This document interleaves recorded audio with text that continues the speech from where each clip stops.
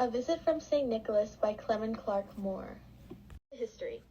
When the poem first came out anonymously in the newspaper, it was only in 1844 when Clement Clarke Moore claimed it as his own. The poem was written December 23, 1823. When he first published the poem, it became very known as a popular Christmas favorite. He wrote the poem for his children about a visit from St. Nicholas, also known as Santa Claus.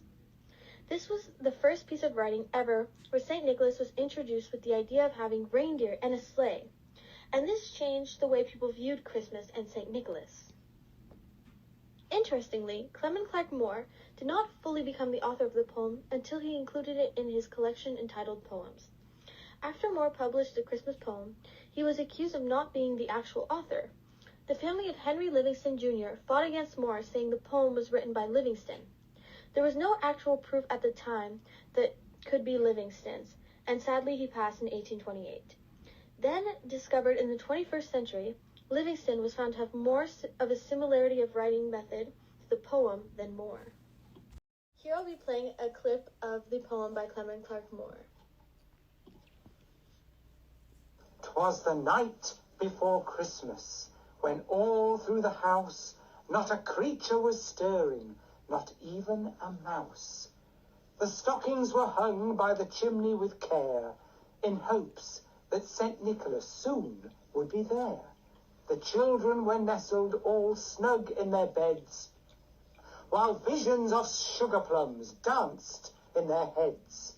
And Mamma in her kerchief and I in my cap had just settled our brains for a long winter's nap, when out on the lawn there arose such a clatter.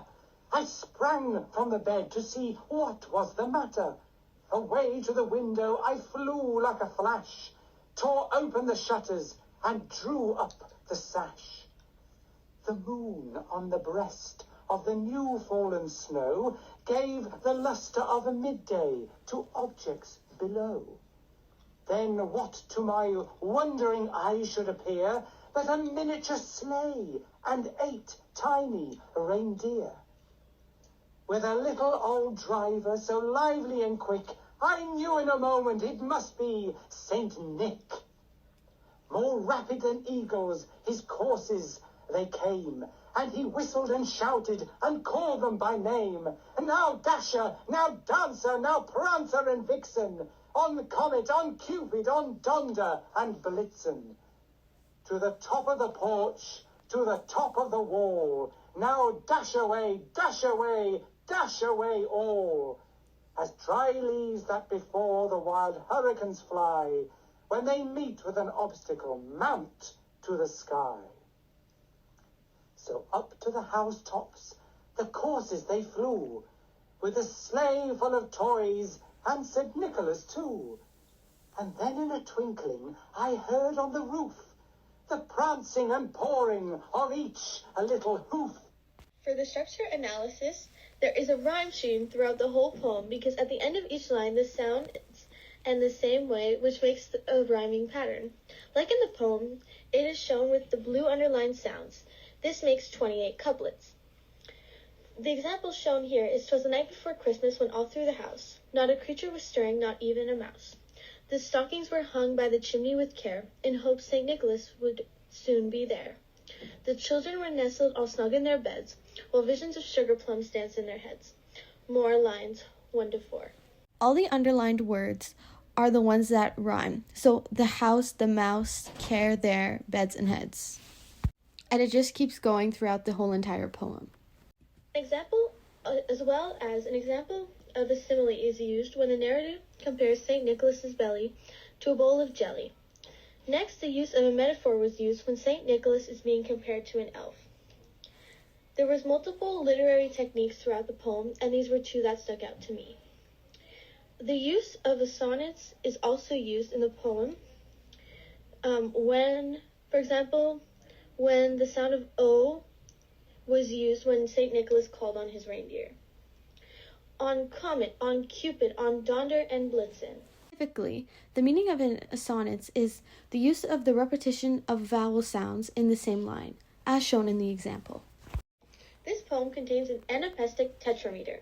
It follows unstressed, unstressed, stressed syllables. There are 4 stressed syllables per line.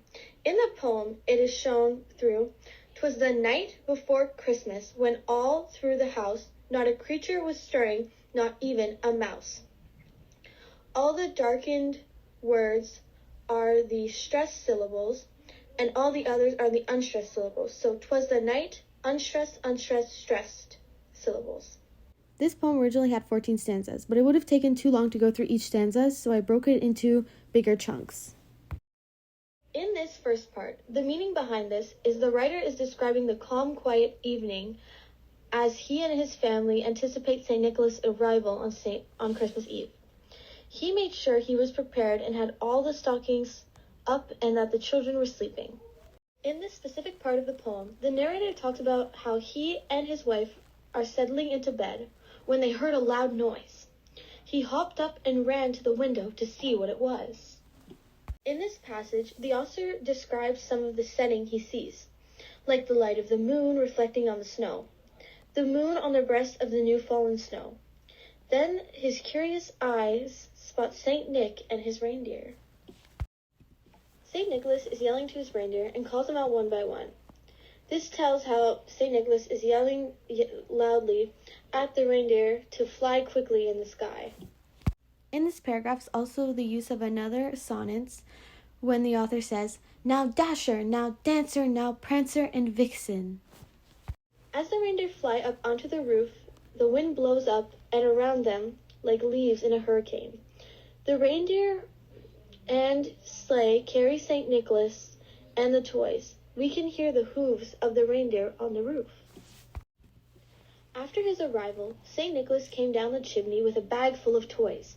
He reminded the poet of a peddler, where a simile is used to compare the two, and he looked like a peddler just opening his pack. The poet describes St. Nick using imagery. He describes his cheeks, nose, mouth, chin, and beard.